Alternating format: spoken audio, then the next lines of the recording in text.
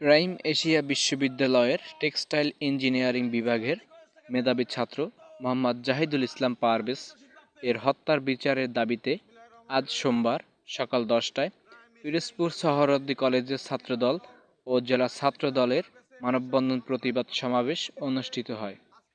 সমাবেশে উপস্থিত ছিলেন জনাব অধ্যক্ষ মোহাম্মদ আলমগীর হোসেন, পিরোজপুর জেলা বিএনপির আহ্বায়ক। উপস্থিত ছিলেন মোহাম্মদ সজীব শেখ, পিরোজপুর জেলা ছাত্রদলের সিনিয়র সহসভাপতি।